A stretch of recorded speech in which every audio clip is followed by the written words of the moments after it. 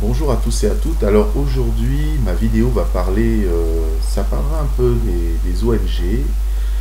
Je vais parler ici plus précisément de l'UNICEF, hein, qui a fait dernièrement, parce qu'ils organisent ça souvent, ils organisent ça, une espèce de bal masqué, mais on va y venir, je vais vous en parler.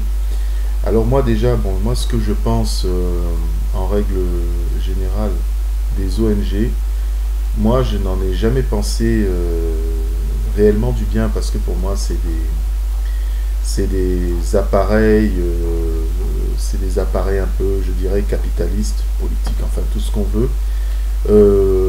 Pour moi, qui sont plus présents dans des pays enfin les pays en voie de développement, c'est très souvent là-bas, hein. Quand même, quand on regarde où sont basées les ONG, c'est dans ces pays-là. Enfin, on va dire ça comme ça. Là aussi où il y a quand même beaucoup de richesses, de choses comme ça. Donc pour moi, les ONG, c'est plus des appareils politiques, je dirais, capitalistes, plus mis en place pour moi, contrôler, je dirais, surveiller, enfin espionner, enfin bon, bref, ce qui se passe donc dans ces pays-là. Parce que bon, quand même, les ONG, c'est quand même des appareils qui ont été créés par on va dire, ces mêmes pays qui foutent un peu on va dire, la merde quand même à travers le monde entier. Hein. Comme on dit souvent, on allume le feu, d'accord, et puis après on vient jouer aux pompiers. Bon, voilà, donc c'est pour mieux s'installer. Donc là, je vais venir, on va y venir donc à ce sujet-là, donc sur l'UNICEF, la fameuse UNICEF, hein, qui normalement représente le Fonds international, hein, comme on dit, des Nations Unies, pour l'enfance. Alors c'est vrai que sa mission, c'est de répondre au mieux aux besoins des enfants et des femmes qui sont présents dans les pays en voie de développement. Mais ce que j'ai vu parce que je suis allé faire des recherches et ce que j'ai vu, je suis tombé sur ça en fin de compte, comme ça en tapant sur l'UNICEF, enfin bon, vous savez, des fois quand vous faites des recherches sur internet, vous fouillez, vous êtes un peu curieux, c'est vrai que ça laisse un peu perplexe. Donc j'ai vu qu'en fait ils font des espèces de balles masquées là. Alors j'ai regardé ça, j'ai vu des photos, enfin je vous invite d'ailleurs à aller faire des recherches vous-même sur internet. Donc des balles masquées un peu bizarres, je dirais. Donc il suffit que vous allez sur internet, vous tapez balles masquées de l'UNICEF et vous allez voir franchement, enfin l'absurdité, enfin je n'en dis pas plus. Mais bon, donc en fait, le 25 octobre, l'UNICEF a tenu un bal masqué, je crois, à Clifton Republic, hein, à Los Angeles. Alors bien évidemment, l'objectif, c'est annoncé, c'était de collecter donc des fonds. Mais honnêtement, si on analyse, pour moi, si on analyse l'événement, pardon, plus en détail, pour moi, c'est célébrer carrément une autre culture, quoi, qui est celle, je dirais, de l'occulte. Voilà. Parce que quand on regarde le bal en lui-même, vraiment, elle mettait en vedette des célébrités, hein, des personnalités sociales, faisant partie, donc, comment dire, faisant la fête dans un cadre inspiré par Eyes Wide Shut. C'était Eyes Wide Shut, c'était un film je crois, de Stanley Kubrick, voilà.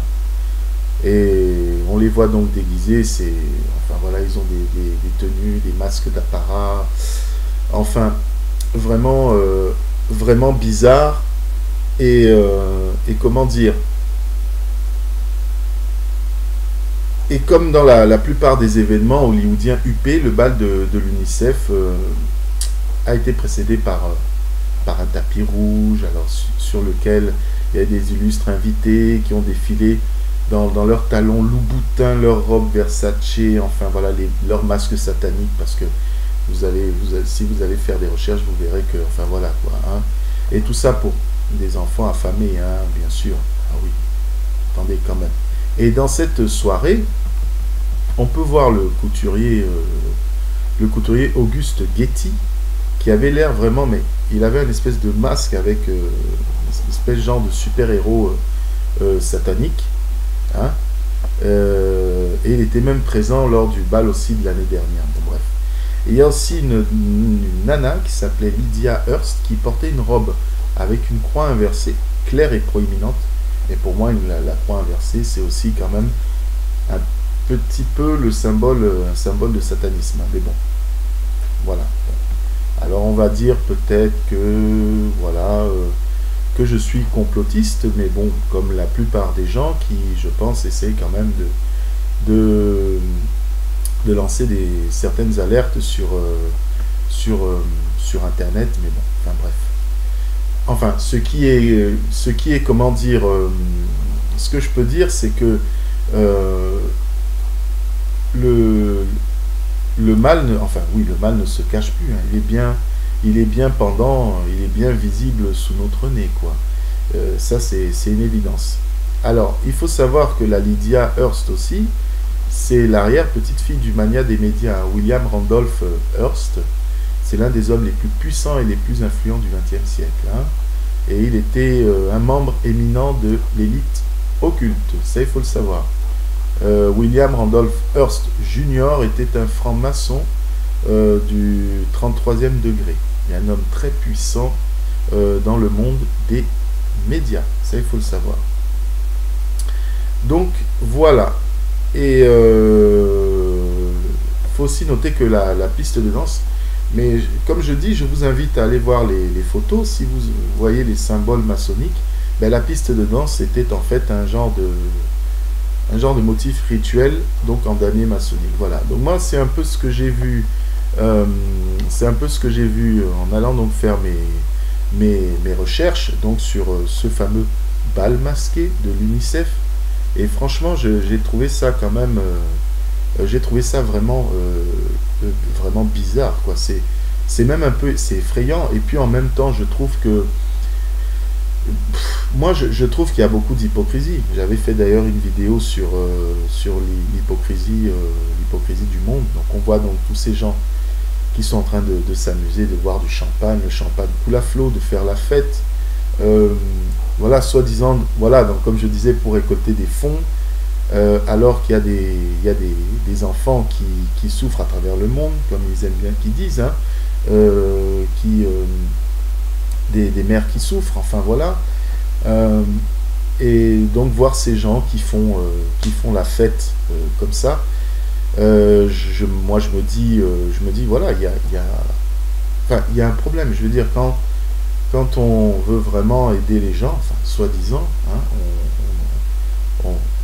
on ne s'affiche pas comme ça. Je sais pas, moi, quand même. Il y a un minimum de respect, même, admettons, pour ces femmes ou ces enfants. Imaginez qui regardent ces vidéos, qui tombent, admettons, par inadvertance sur un genre de vidéo où on leur dit que non, mais attention, c'est pour le bien des femmes et des enfants, c'est pour récolter des fonds, et vous voyez des gens avec des tenues que vous ne pouvez même pas vous payer, même en toute une vie de salaire, façon de parler.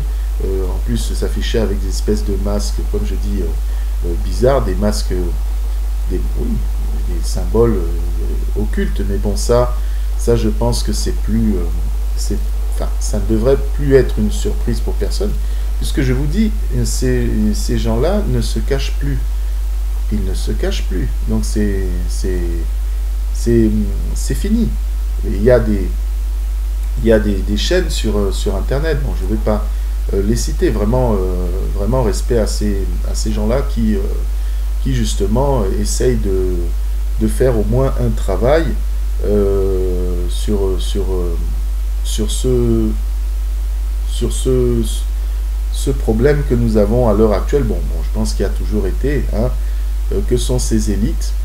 De toute façon, ces élites, moi je dirais occultes, hein, parce que c'est même d'ailleurs par ça qu'on est gouverné. Donc voilà. Donc oui, donc ce bal masqué, donc je suis tombé sur ça, ça ça m'a quand même beaucoup intrigué, effectivement. C'est pour ça que j'ai voulu faire une vidéo. Donc, comment je vous dis, bon, moi, les ONG, ça n'a jamais, ça n'a jamais été ma tasse de thé, hein. Ça, très honnêtement, hein. Bon, bah, il y a des gens qui y travaillent. Bon, ben, tant mieux pour eux. Moi, comme je dis, chacun voit midi à sa porte, mais moi, honnêtement, les ONG, je n'en pense pas forcément le plus grand bien. Comme on dit toujours, il n'y a jamais rien sans rien. Voilà quoi. Enfin, moi, je vois les choses comme ça. Donc voilà, bah, écoutez, je vous remercie de m'avoir écouté et je vous dis à très bientôt pour une prochaine vidéo. Au revoir.